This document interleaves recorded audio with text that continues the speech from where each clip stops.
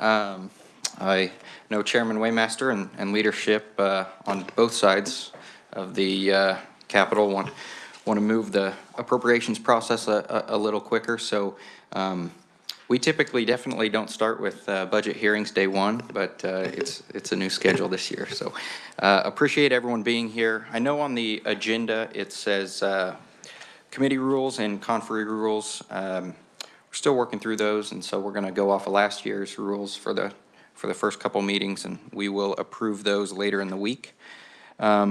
Let's start with committee and staff introductions. Representative Ellis, you can kick us off. Ron Ellis, District 47, live right northeast here, only 20 minutes away. So sometimes that's even quicker than people live in town. Glad to be here.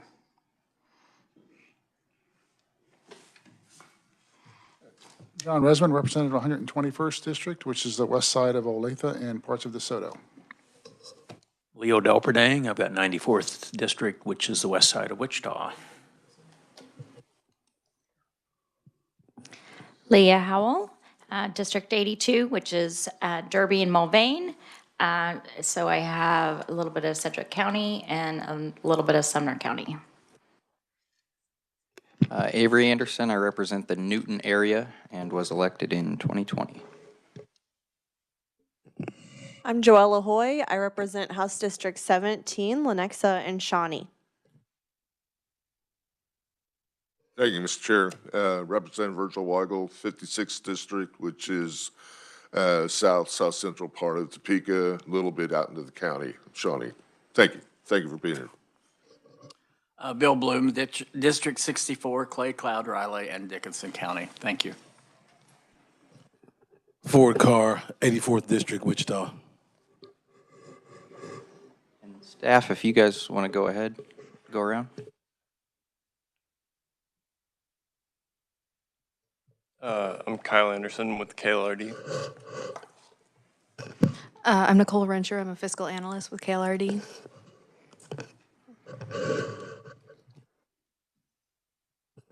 My name is Taylor Large. I am going to be the AV technician for the rest of the session. I'm Chris Wagner from the Office of Revisor of Statutes. I'm Garrett Kane. I'm the committee assistant. Very good. Well, thank you. And before we get started, we have the exact same committee as last year, other than Representative Howell has joined us. So we're excited for that. Well, let's get started. We'll open our budget hearing with the Emergency Medical Services Board.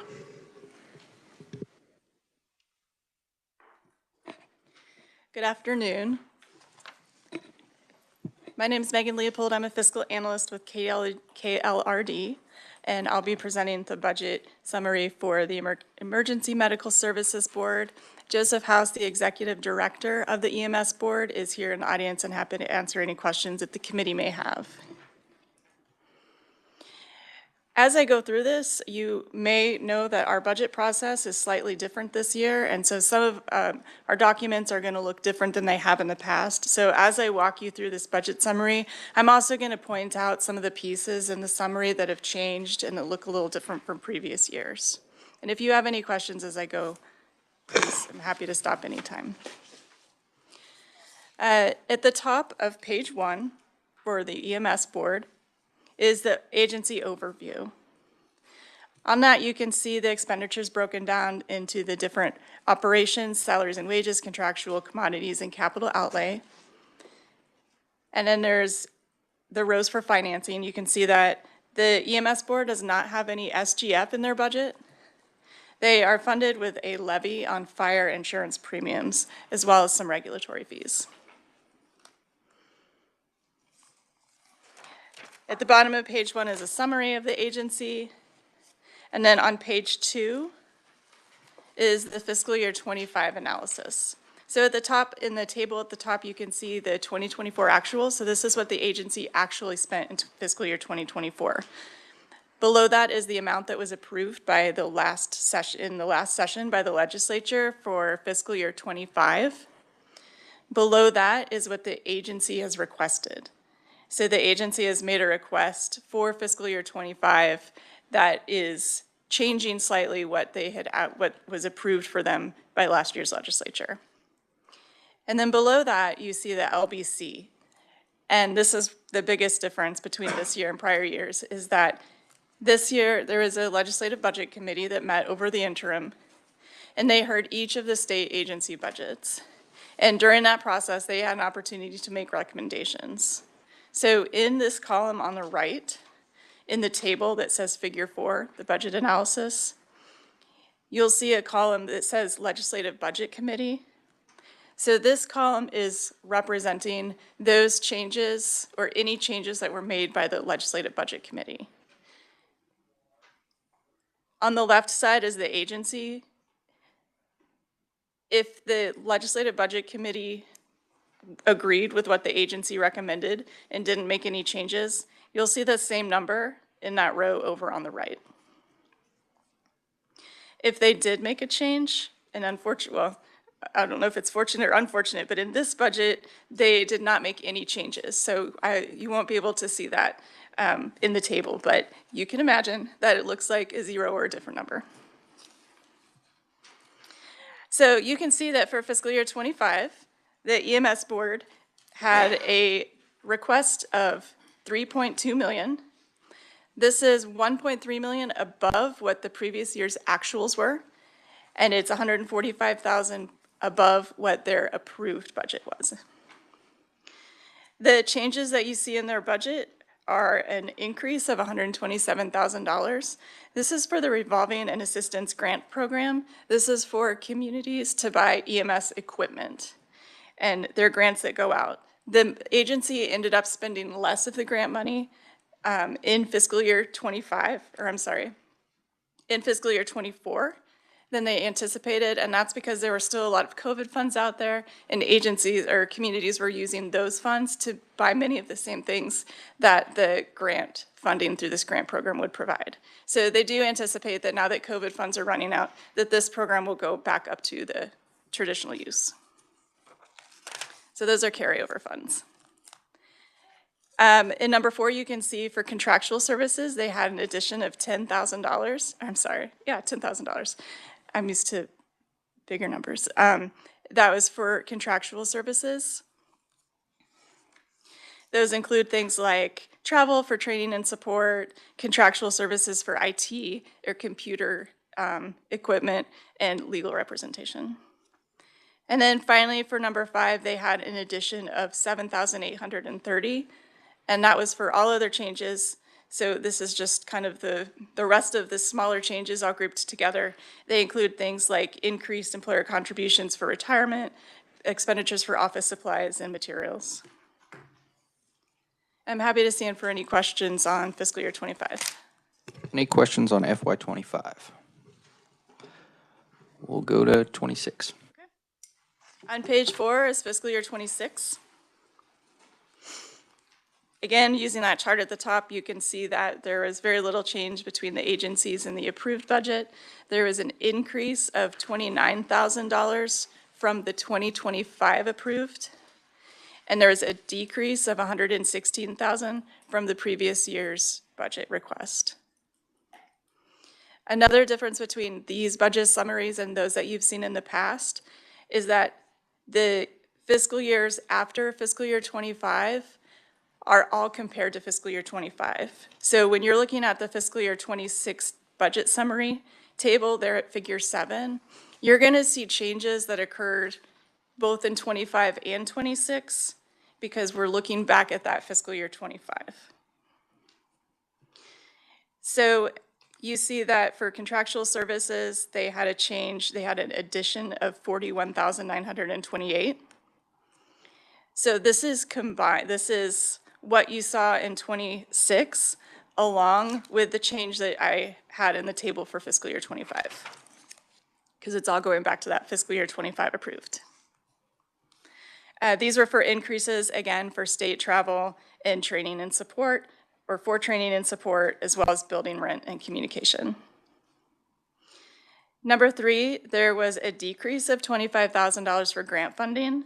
This is taking that grant program back to the prior level. They expect that the expenditures will be spent in fiscal year '25 and will not be there will be no carryover into fiscal year '26. And for all other changes, they had an addition of 12,481. And again, that's just for a variety of expenditures, such as inflationary increases for gasoline, testing supplies, and other general supplies. On page 6, in each of the budget summaries, you'll see a reference table. This is a 10-year look back. So it'll have the agency's historical SGF amounts and all funds, as well as their FTE count.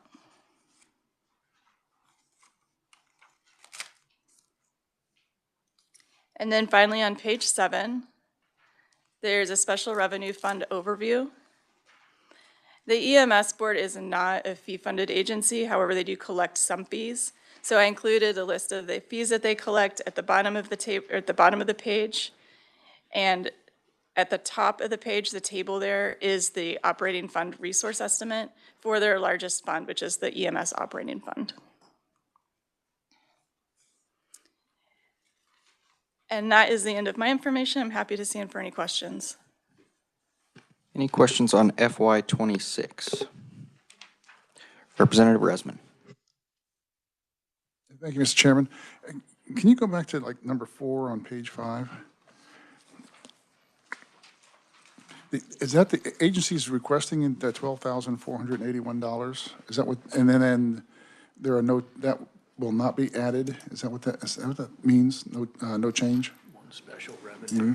Oh, that's a really good question, and I did not point that out. So under each of the items, like under number 4, you'll see the agency's recommendation. So the agency requested that they add $12,481 to their budget and in fiscal year '26, and then the Legislative Budget Committee, which is what the LBC stands for, did not have any changes to that recommendation. So in other cases, if the Legislative Budget Committee had decided that they wanted to add more than that or delete some of that, it would say LBC and then whatever changes they wanted to make. So in a sense, they're accepting the agency's request. Representative Delperdang. Thank you, Mr. Chair. On going through this both on 25 and 26, you referred to the special revenue fund several times. So I'm glad that it's laid out in here what it is. But as you increase certain funding from the special revenue fund, and I realize it's different from the general fund, but the money comes from a levy on fire insurance premiums. Is that increasing the premiums, or is it already at a set amount? In other words, if you get the increases, is everybody going to see a premium increase on their insurances? Those two things are not related, other than that if the premium goes up, then you would expect more money to be coming into that fund through the revenue that's created. When the agency raises the money that the amount that they're spending from their fee fund, there's no correlation to raising insurance premiums. Any further questions? All right, I thank you very much. I think we'll move on to the director.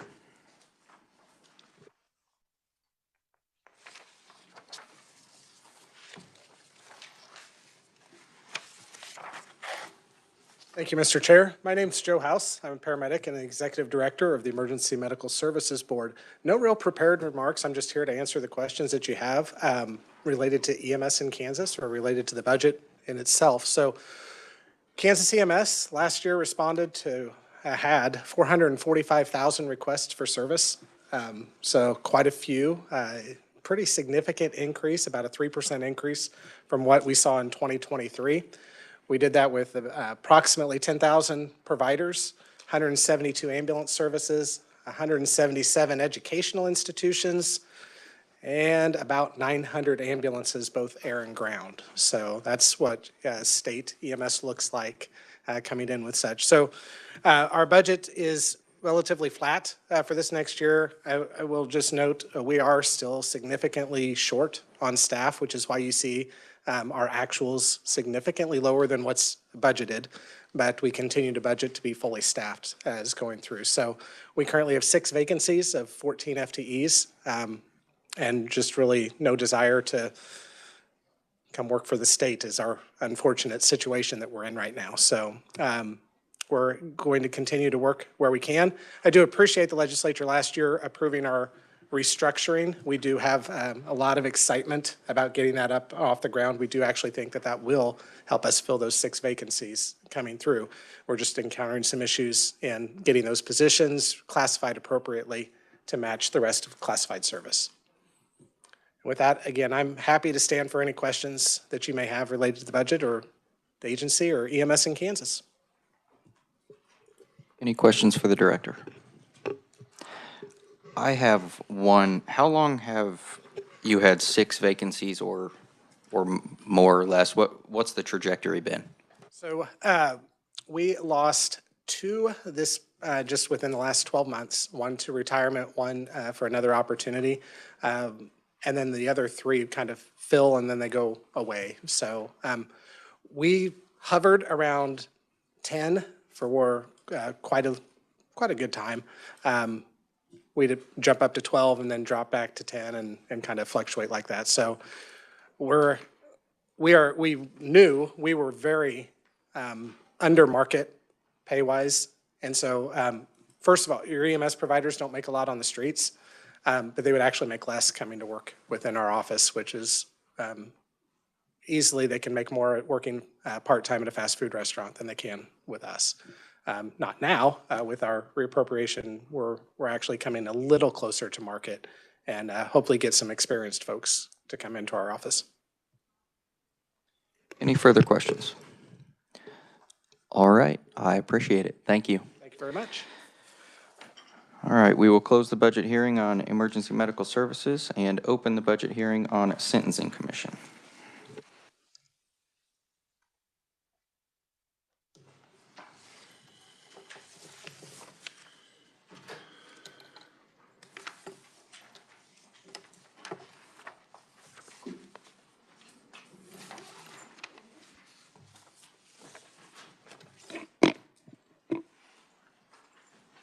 Are we good? Thank you. My name is Nicole Rencher. I'm a fiscal analyst with KLRD, and I'll be presenting the budget for the Kansas Sentencing Commission. Scott Schultz, the executive director, and Kim Sage, the finance manager, are also here, and Scott will be coming up afterwards to provide some testimony. I'm going to start off right away with page 2, get into the fiscal year 25 analysis. So the agency had a request of 14.9 million, which is a decrease of 1.2 million from the approved. Changes to that were the SGF reappropriation. Agency carried over 3.7 million in unspent SGF. Majority of these funds were allocated for the Senate Bill 123 program in fiscal year 24 and not utilized. The agency plans to use these funds for the recent expansion. The agency also plans to use the funds to increase provider cost caps, but will not do so if the 26th enhancement request is not approved. There's an LBC motion to delete the reappropriations.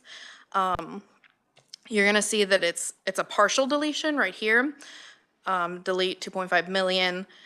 As Megan was explaining earlier, they look a little bit different. So the Legislative Budget Committee only approved the 1.3 million reappropriation. And this is largely because the agency already has an SGF lapse, so we didn't want to double lapse. So the SGF lapse is seen in item 3 on page 3. The agency lapsed 1.2 million. Item 4, the agency is requesting to increase the official hospitality expenditure limit to 3,000. Currently, the fund cannot exceed 900, but there's no additional funding for this purpose. So it's just language to increase the spending limit.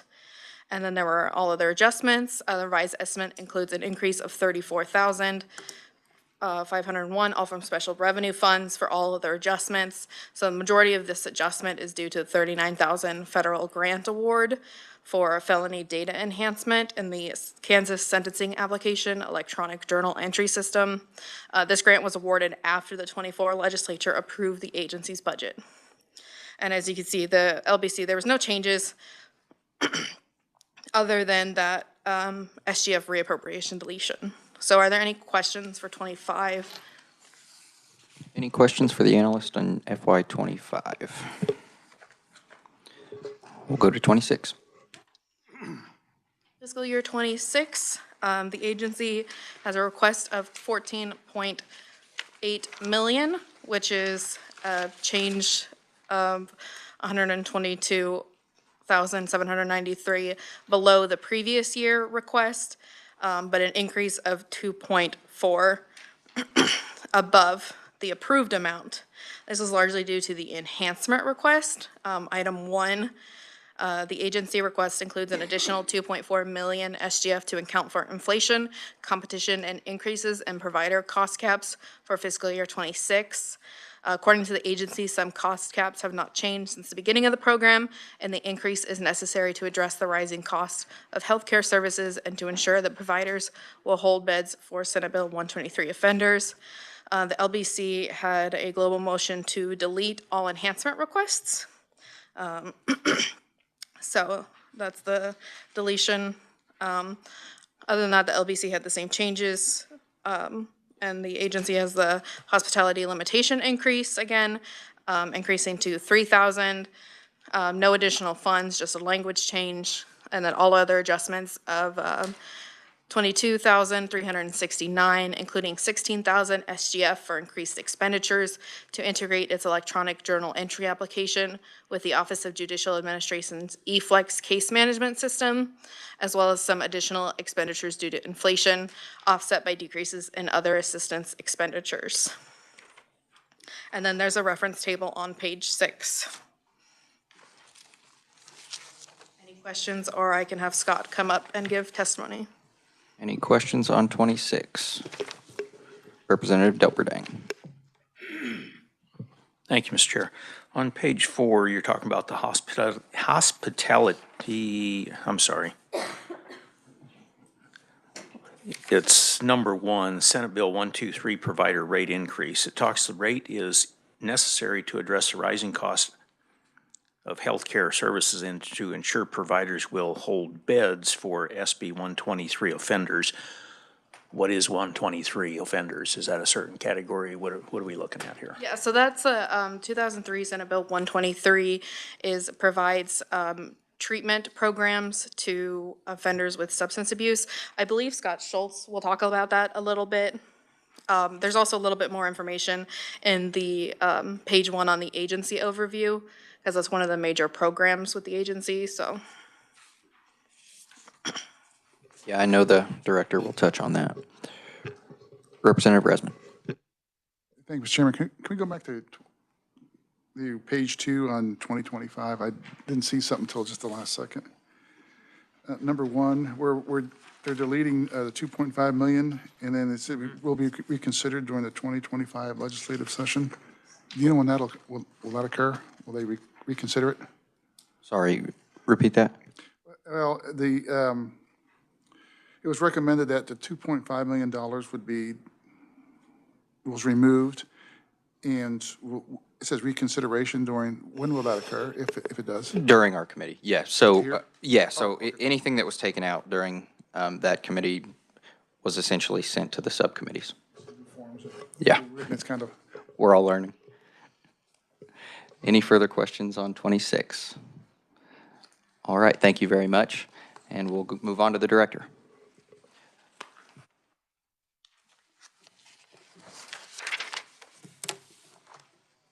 Good afternoon, everyone. Mr. Chair, members of the committee, pleasure to be here with you. My name is Scott Schultz. I'm the Executive Director of the Sentencing Commission. This is my 14th session.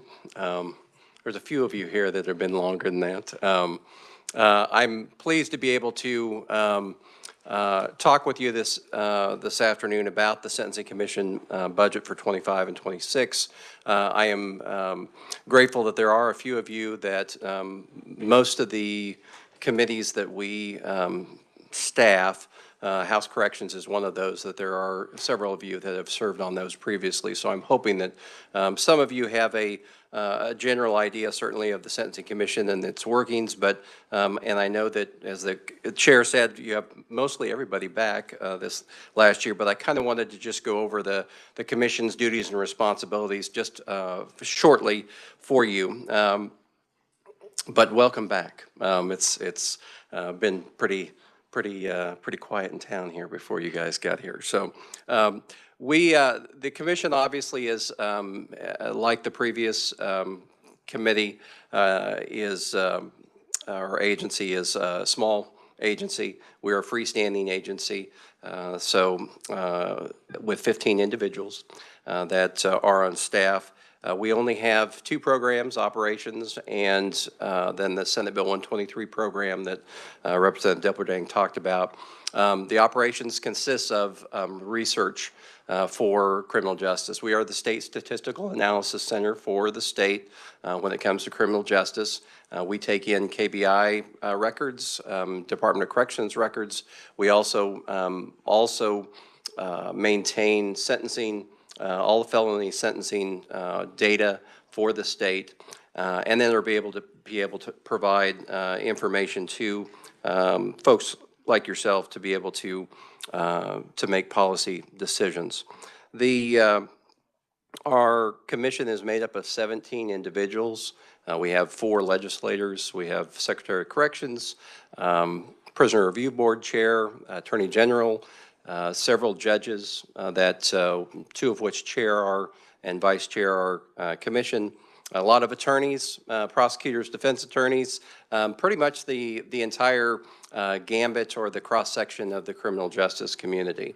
And so most of the folks in our agency are individuals. We have at least 4 or 5 attorneys that do various jobs. Our Director of Research, Dr. John Gruby, is charged with maintaining all of the data, collecting it, and then being able to provide analysis on it. So the second program that I mentioned is the Senate Bill 123 program.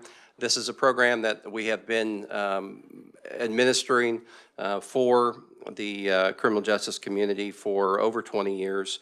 It is a program for individuals that are caught up in addiction and substance abuse in particular, and the state pays for treatment if they get involved in the criminal justice system. So if I get convicted of possession of meth, and I fit criteria for that, and my needs are high enough, and I'm at that risk level that we use assessments to actually do that, the court is, in many cases, required a mandatory sentence for that individual to participate in an 18-month program that's done in the community through community corrections normally, to be able to partner with a treatment provider that's in the community and get substance abuse treatment services.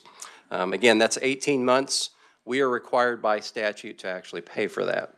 And I will talk about that here in a little bit in terms of the program has expanded greatly in the last 5 years, which kind of necessitates our request for the extra funding. But some of the other things that the commission does beyond collecting that felony sentencing data, we do in the summertime. We are required again by statute to do prison population projections for the Department of Corrections. This gives not only Department of Corrections, but the Governor's Office and you the ability to actually see where our prison population is going. Spoiler alert, it's not going down. And I'm going to cover that in just a little bit as far as what we see coming up on the horizon in the next 10 years.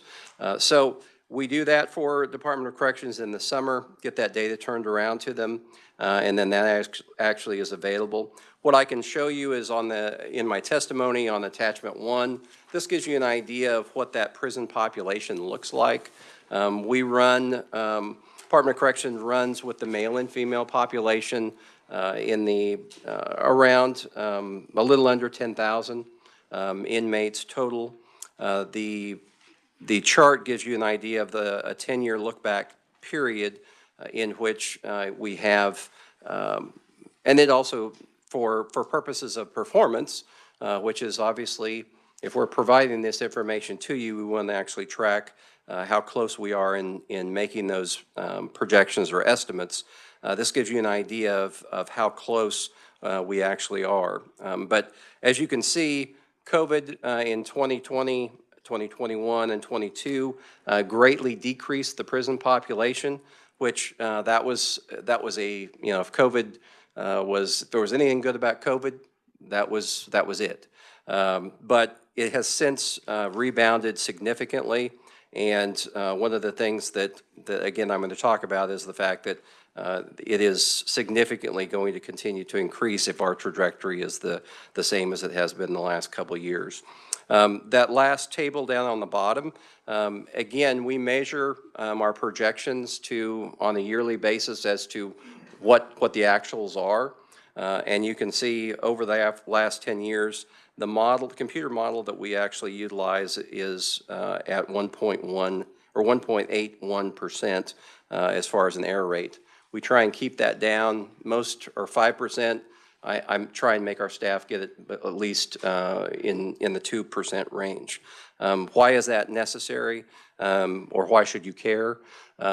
If we can make actually those projections, that gives DOC better data so that they can actually then come to you and ask for $500 million for a new facility, which hypothetically could happen. It's so that they won't needlessly do that, and that we're not going to build a facility that's too big that will never be filled. And we've spent all that money, taxpayer dollars. So again, the model that we have has worked extremely well for its lifetime, and we will continue to actually be able to provide that information. Some of the other things that we do have through the Senate Bill 123 program, we are charged with administering that program. And so we actually have a vendor that does all the payment through a service, Carillon, used to be Beacon Health Options. It's almost like a managed care type of setup. But we then actually have about 120 treatment providers that are certified with our office. They actually submit invoices for treatment for these offenders that are currently on probation.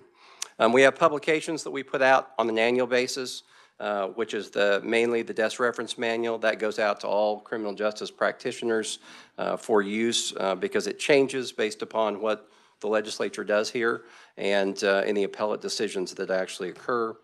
We have ongoing research that we are looking for innovative ways to change policy, to maintain the guidelines that we are charged with overseeing. We also have developed an educational outreach program in the last probably 4 or 5 years that really there has not been a space there for practitioners that whether they be probation or attorneys or even judges to actually get the information as far as criminal law best practices. So what I want to specifically talk with you about today as it relates to the budget is the Senate Bill 123 program. The chair had asked me to talk about, give us your priorities as to why, and I'm operating from a position of we're looking at with the Legislative Budget Committee and what they've done, they basically zeroed things out down to a base budget. And our understanding here is that all of the reappropriations that we thought we were going to receive have been zeroed out. Any enhancements, we haven't asked for any supplements, but that would be supplementals, but that would be the same thing. So it's my job to convince you as to why the reappropriation should actually occur, why that enhancement should actually happen. Otherwise, we're talking base budget. So the next few minutes, hopefully, I'll be able to provide information. Again, it's clearly, you look at our budget and you say, wow, how can a small agency have that fairly large of a budget? Most of this is all pass through that goes to treatment providers in your communities. So those that are treating those felony offenders that are eligible for 123 treatment, we actually are, that those funds are appropriated, and then it actually passes through. Again, this is for individuals that have gone through the process, have been convicted and sentenced, but it also is for folks that are on diversion and have made an agreement with the prosecutor to actually be diverted from the criminal justice process if they do certain things or make a contract with that prosecutor. One of those things is substance abuse treatment. And in 2021, there was bipartisan support for actually the recovery from addiction-funded treatment, or the RAFT program, to actually occur. And in doing so, then we can actually provide funding for those folks before they even get into the justice system. So we are seeking your support to add those 2025 funds back in as far as reappropriation is concerned. We are asking for an additional $2.4 million for FY26, again, to support the SB 123 program. The rationale here is as follows, and by the way, the elimination of what's been proposed here is basically a 23% cut in our budget, which is obviously fairly significant. But to give you an idea of, like any good agency that has a program such as this, you obviously want to look at it and see whether or not it's effective or not. We've done that several years ago to try and see whether this program is actually doing what it's supposed to be doing. We provided the data to the University of Cincinnati, which is the gold standard when it comes to criminal justice in the academic world. But the findings they gave us were the following.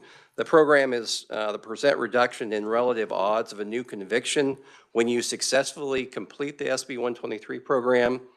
It is reduced by 70%, or 75, excuse me. That is fantastic. SB 123 offenders are 25 to 30% less likely to recidivate than non-123 offenders. Again, great numbers there. And SB 123 cases have a lower rate of reconviction compared to that of their non-123 counterparts. So, and these were statistically significant in the findings in this particular report. So we know that utilizing state-paid substance abuse treatment is effective for these folks. I talked previously about prison population projections, and this kind of folds into this. The prison population projection, and I put that in my testimony, is that we are looking at KDOC capacity in about 2 to 3 years, depending on which male or female population you're talking about. Of course, we only have one female facility and the rest are male, but we're talking capacity, physical capacity, in 2 or 3 years. If we look out with the projection as of this year, 10 years, in addition to the proposed hutch renovation replacement that the Secretary is proposing, we will need another 1,000 beds in addition to that to actually cover that. So this makes this particular program even more important for us to be able to keep those folks in the community. And instead of paying $40,000 for your offender in prison for a year, you can actually spend $4,000 per offender for substance abuse treatment. Pretty good bargain. You've all heard that expression, you got to spend money to save money. This is a state, I've been with the state long enough that this is how I've kind of redone that particular saying. You've got to spend money to save money. And in this instance, this is true. So we can divert folks from the prison system. Another reason to actually do that is we've had 5 different expansion of this program in the last, 3 times in the last 5 years. The first time we expanded that to small sales of controlled substances. Then I talked about the RAF program for diversion. And then in 23, we actually expanded it even further to non-drug crimes. So there's a lot of expansion that's actually been done in addition to what was already in place for the program. Another point to actually take into consideration is, and like I said, I've been doing this for a while, and it holds true no matter whether or not it's something like this or another type of bill. These laws normally take a while to implement. So time to implementation is very important. Normally it takes about 3 years minimum for us to start seeing change. For example, the Senate Bill 123 Plus program that was passed in 2023, the first year we had 0 that was actually applied as far as sentencing is concerned. This last year we had 47. So a significant increase. The RAF program, the first year we had 4. That's true, 4. The next year we had 40, and we already have 35, and we're halfway into the year. So we're looking for, and keep in mind those are individuals, and attached to those obviously is funding. So implementing those laws does take time. We can even in year 2, year 3. After that, then we kind of start seeing a trend as to how many we think we're going to actually be seeing statewide. Another point for you to actually consider in this request, we are terribly below market rate when it comes to actually reimbursing treatment providers for the things that they do. The part of attachment 2 in the testimony specifically illustrates that point. We have competition in the form of block grant as well as Medicaid, and that is you can kind of see in the charts what our proposed rate increases actually are. Each of those modalities that you can see on the left-hand side, we're kind of almost like a mini insurance company where we pay for everything from an assessment that they actually take through inpatient treatment. And so each of those we've set cost caps for what we pay for. And as time has gone on, some of these cost caps have not been changed since 2003. So as a result, block grant pays more in most cases. Medicaid is paying more as well. And so why is that important? These folks that are in these facilities in your communities, they actually have to make a living, just like all the rest of us. And for them to actually do that, they either need to fill their facilities and pay their people, and they're going to actually, like any small business, cash flow obviously is the lifeblood of the business. And if they have a situation where they could hold a bed for an SB 123 client, they may not do that because they've got somebody that they can get paid more for the same bed from block grant. We have for many years enjoyed the ability to actually have these folks hold beds. And in some cases, a lot of these providers feel like it's the right thing to do, but obviously sometimes doing the right thing doesn't pay the bills. And so we are losing beds as a result of that. Part of the problem with, you have in block grant and Medicaid situations, you do not have somebody most likely that is criminally involved. This is an individual that we are actually paying for that has had so much issue in their life that now they've actually turned to a life of crime. And so in addition to being involved in the justice system, they're having to deal with obviously medicating. A lot of the folks, over a majority of the individuals, even in the prison system, suffer from mental health or substance abuse or both. And so this is a way to actually head that off at the pass and be able to provide those services to these folks. So we are behind when it comes to that, and that is the entire purpose of the request. We are losing these beds, and time to treatment is of the essence.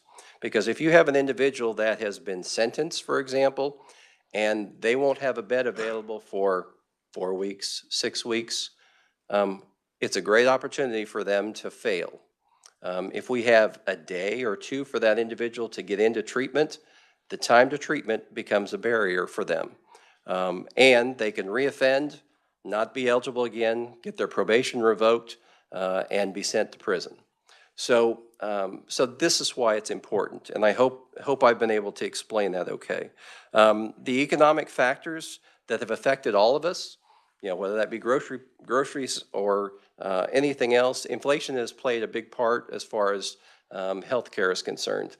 Individuals that there is a turnover rate within the industry of providers even, that they're having to pay more for folks. And as a result, that they're looking for ways to be able to pay folks more, and they actually need those costs from the folks that they're actually treating. So again, we're asking for that reappropriation to actually come back in. Again, most of that, 90-some% of it, I think, is for 123, as well as that $2.4 million in 26 to be able to actually increase the cost that we can actually pay these providers so that they will hold beds for us.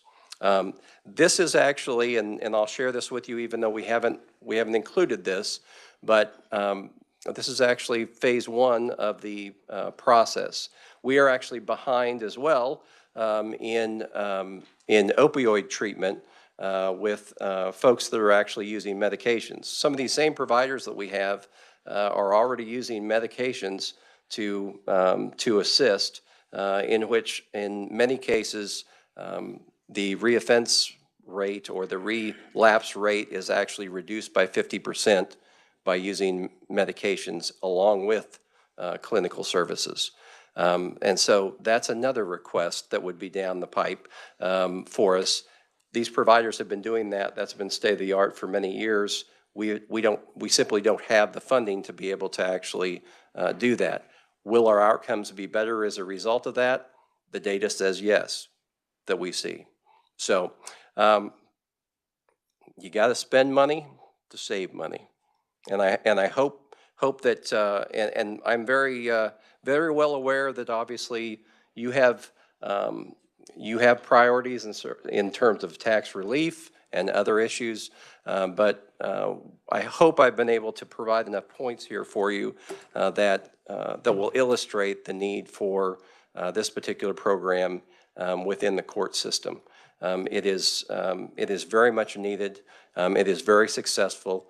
The graduations that we go to and they say, Senate Bill 123 saved my life, are compelling.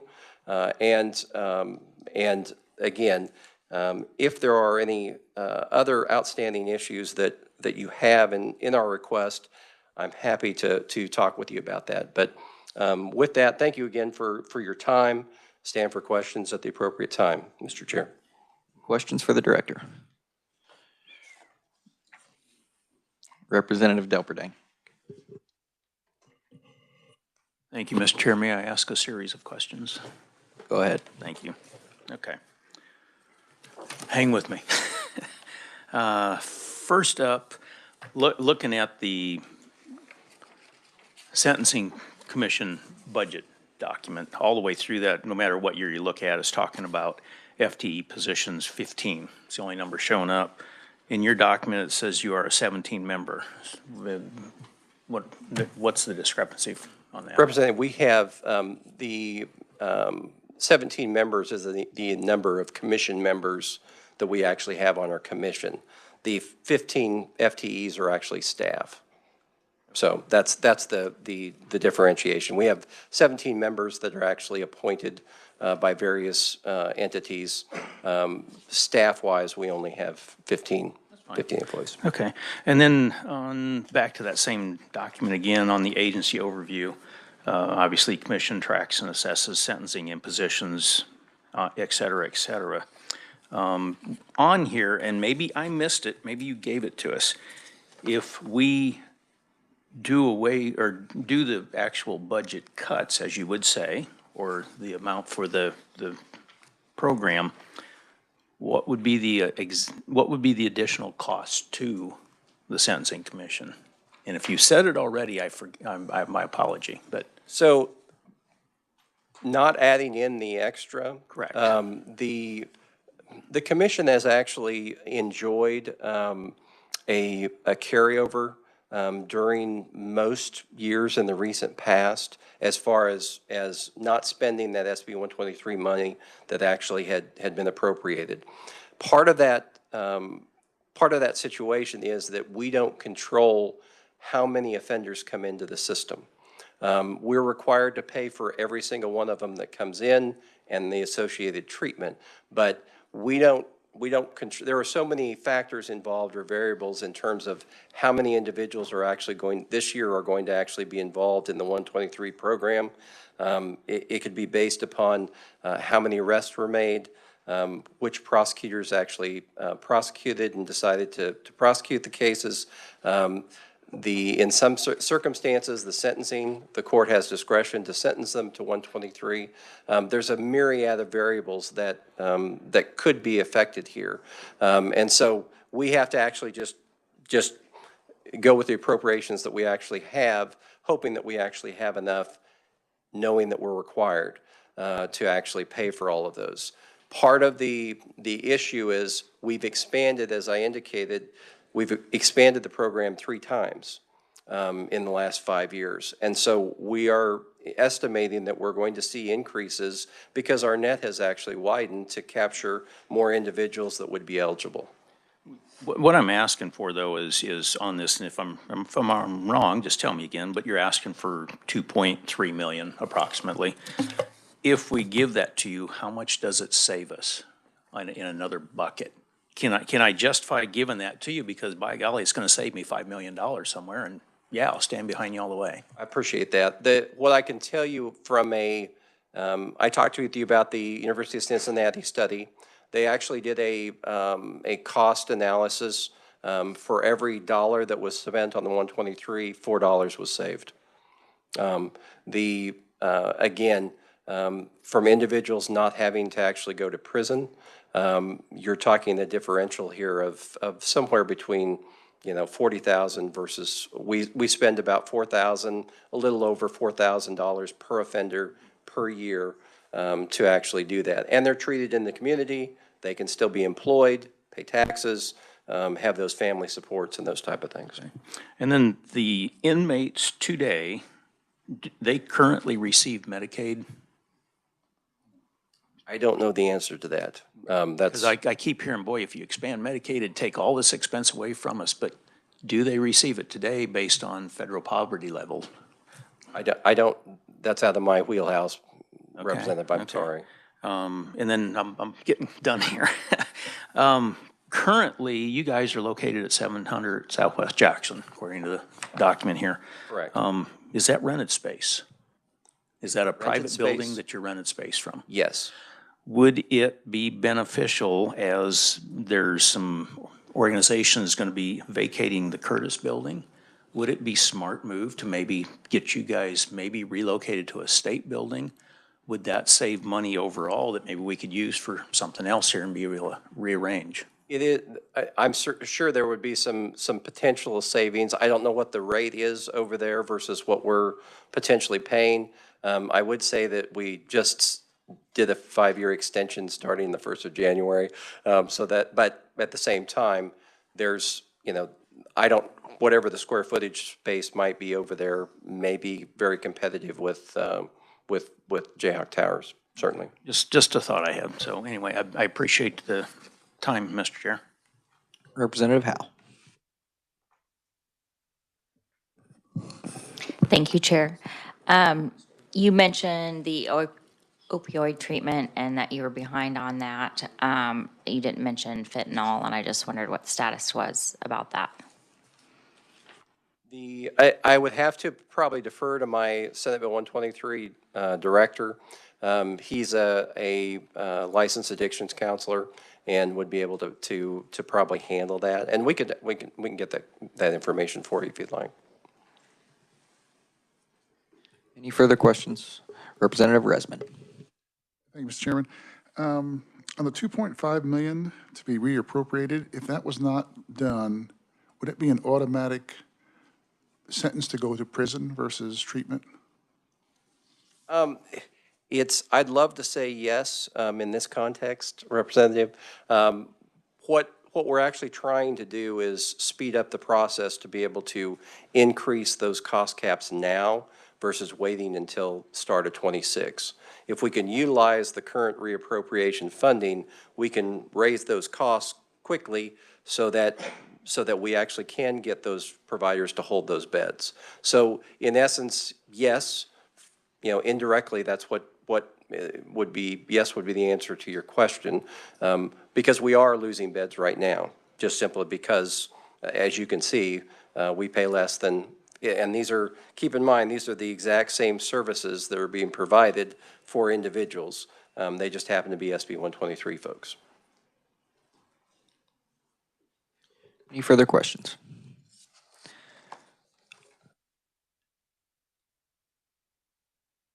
Okay, Kyle.